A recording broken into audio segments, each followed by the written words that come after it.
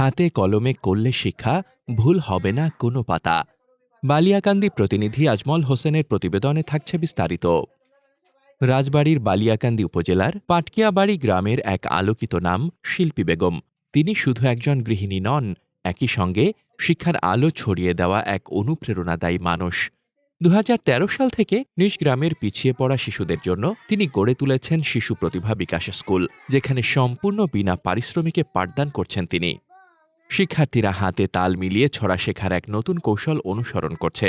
তাল ও ছন্দের সংযোগে শেখার এই পদ্ধতি তাদের মনে সহজেই গেঁথে যাচ্ছে, যা শুধু পড়াশোনাকে সহজ করছে না, বরং স্কুলে আসার আগ্রহ বাড়িয়ে তুলছে।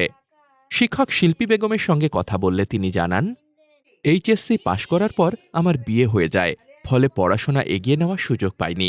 আমার স্বামী কৃষিকাজ করেন, কিন্তু শিক্ষার প্রতি ভালোবাসা থেকেই স্থানীয় সংস্থা সমন্বিত প্রমিলা মুক্তি প্রচেষ্টা এবং ব্রাকের সহায়তায় আমি এই স্কুল চালু করি। সংস্থার কর্মকর্তা মোহাম্মদ আজমল স্যার আমাকে স্কুল করার জন্য উৎসাহিত করেন। সেই থেকেই আমি সংসারের সব কাজ শেষে দিনভর শিশুদের নিয়ে ব্যস্ত থাকি। আপনার স্বপ্নের যাত্রা হোক ফ্লাই ইনফিনিটির সাথে। সাংসারিক কাজকর্মর ব্যস্ততা, যত ব্যস্ততাই হোক, তার মাঝেও আমি এদের সাথে থাকতে চাই, কারণ লেখাপড়া করছি। এই লেখাপড়ার বাস্তবায়িত করার জন্য আমি নিজের জ্ঞান এদের মাঝে দান করি। আর কারণ আমার এদের সাথে থাকতে ভালো লাগে। সংসার যত কাজই হোক, কাজকর্ম কিছু করে এদের আমি কিছু শিখাইতে পারি। বা দূর দূরান্ত থেকে এরা অনেক দূরে দূরে স্কুল অনেকেই যাইতে পারে না, ভয় পায়। গ্রামের মধ্যে ছোট্ট একটা স্কুলে এরা এসে লেখাপড়া করতে ভালোবাসে, লেখাপড়া করতে চায়। আমি এদের মায়ের আদর দিয়ে লেখাপড়া শিখাই।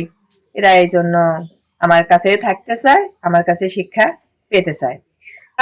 ব্যস্ততার মাঝেও, সংসারের ব্যস্ততার মাঝেও আমি এদের মাঝে দুঃখ কষ্ট ভুলে থাকতে ভালোবাসি। এই জন্য আমি এই কর্ম করি। এই কর্ম আমার ভালো লাগে বা আমি পছন্দ করি।